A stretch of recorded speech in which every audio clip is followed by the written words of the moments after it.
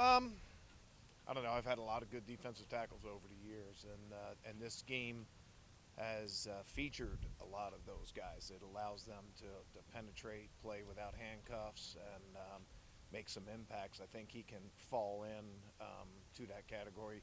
We'll leave um, who he reminds us of when he starts playing and starts making plays. Hey Jim, I'm sure you were unhappy with the statistic results last year for the defense. So, what can happen this year to get you guys back to the where you were in 2020? Yeah, I think a couple things to go with were just things that end drives. Third down percentage had dropped from number one from the year before, and then takeaways. Both of those things obviously end drives. We're trying to get off the field with no points allowed, and those are the things that we're putting a big emphasis on this year. We emphasized them last year, but those are areas that we have to improve. So, how do you do that though? Is the question. Well, I mean, there's a lot of different things. Turnovers go a lot of different ways. We work a lot of different techniques for turnovers. A lot of turnovers are because of rush on the quarterback, and we got to improve there from last year. Get our rush percentage up. Being around the quarterback is a good formula for takeaway. Team speed is a lot of is a good formula for taking the ball away, and physical contact, which we're not working on right now.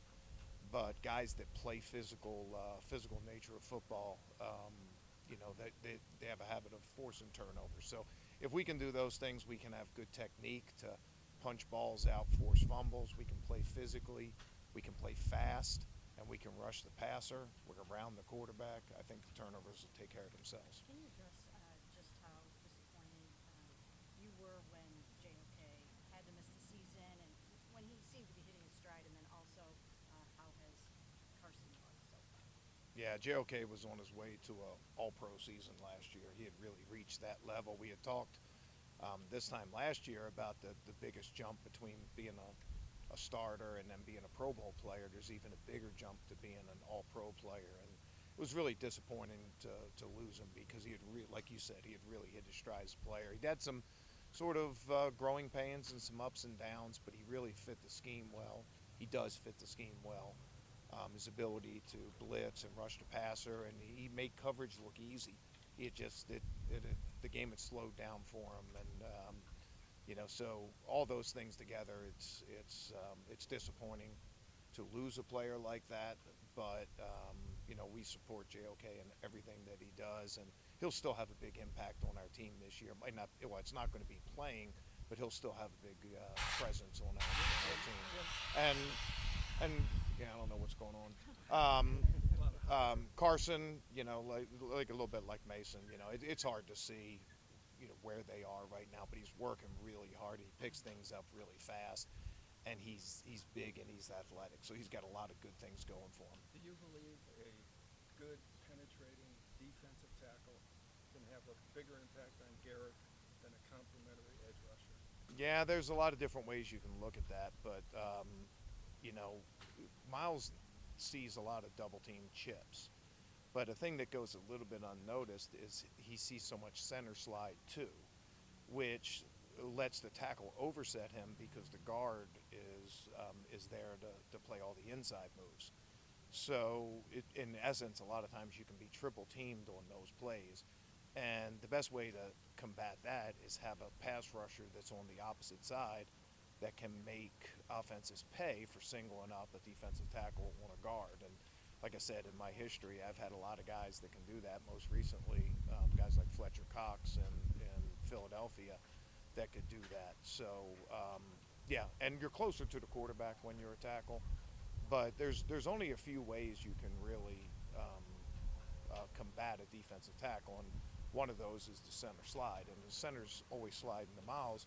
That provides a lot of opportunities for a player there, and we have to take advantage. We have to take better advantage of those situations than we did last year. With Mason and what he did at Michigan, I mean, it seemed like that defensive scheme, so a lot of his responsibility was eating up blocks. I mean, he got after quarterbacks, but how, I guess, excited does that make you to get him in this system where he doesn't have to do all that stuff all the time? Yeah, it's been an adjustment for him just because the style of play, reading blocks, and like you said, protecting linebackers and things like that. That's not what we do. We're a penetrating team that makes a big emphasis on defensive linemen being able to make the plays. So there has been some growing pains. He's pretty far ahead right now.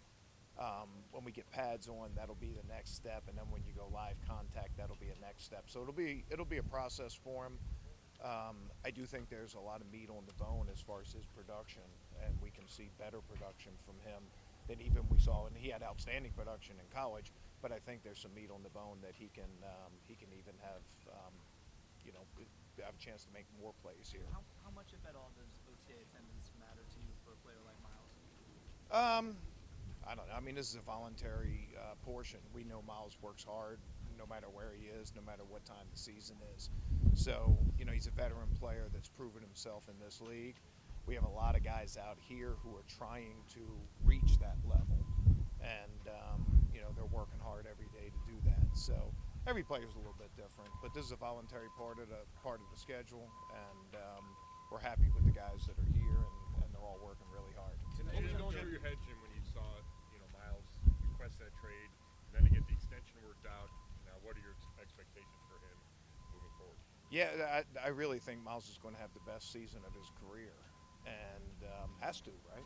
I mean, I've told him before, what's that Spider-Man quote? With great power comes great responsibility, right? And that's with the big contract, with the notoriety that came along with that, and with the process that took to get him to that point. There also comes,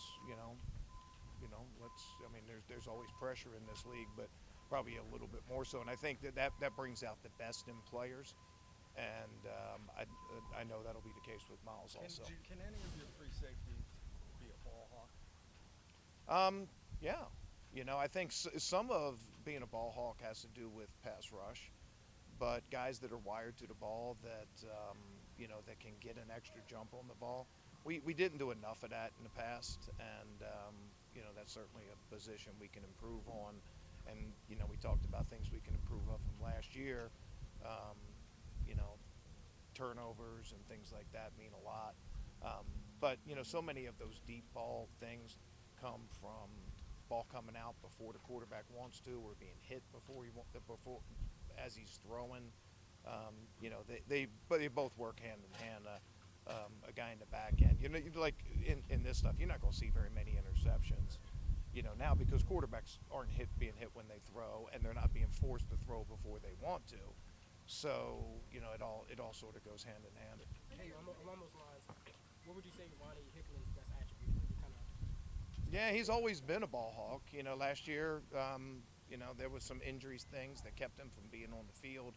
This is a really big season. He's in his third year. He should really hit his stride for us. We're surrounding him with some veteran players.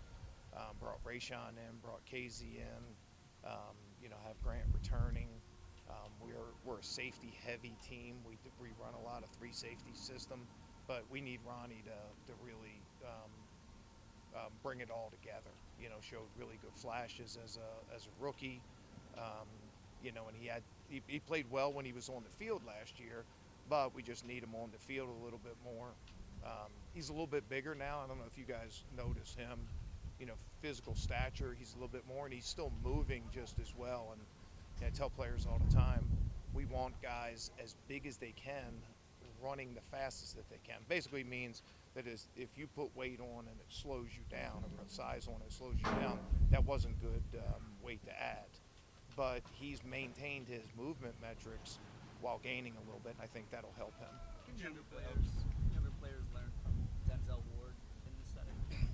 Yeah, I mean, you learn something from everybody, whether it's a Jordan Hicks or a Denzel Ward, or, it doesn't matter. You can learn from offensive guys, not just technique in your own position, but, just the way you handle your business, the way you go about things. There's a lot of places for people to learn, and Denzel's a great example. He had a drive and break on the ball. I don't think you guys were out there. That was as good as I've ever seen. You know, and a little bit like we talked about before with, finishing plays for turnovers. Denzel got his hands on a lot of passes last year, and we need to convert more of those to interceptions, and that's the difference between Pro Bowl and All Pro. The game-changing play, the PBU is big for us, but we need to get more of the INTs, and he's made a big push to convert more of those to INTs, and we need that to show on the field this fall. Jim, we got time for two more. Jim, Michael, for a variety of reasons, wasn't able to get a lot of time on the field, or as much time as you guys wanted out of him in his rookie year. How important is this season for him in terms of his development and what you guys hope he can be? Yeah, I mean, just like any players, I would say this. We talked about Ronnie. It should all come together in year 3. But I do think the biggest improvement you see from players is year 1 to year 2, right? You see rookies here. They don't, everything is new to them. Standing in front of you guys, everything they do is new. And the second year they come back, they know what to expect. And I think you see the most improvement. We need that from Mike this year. He's been set back with an injury, but he's been working extremely hard to come back from it, and we're real hopeful to get him back on the field and see what he can do. Last one. KZ led the NFL in interceptions with Atlanta. Does he still have that game? Well, we'll see. Like I said, this time of year is more about individual improvement. You'll see some times out there where, you see players that will avoid contact and plays they could make or hits they could make, and that's not the time of year for it. So it's probably too much to read into it right now, but through training camp, through the preseason, through the course of the season, I mean, that's where the proof will be. All right, guys.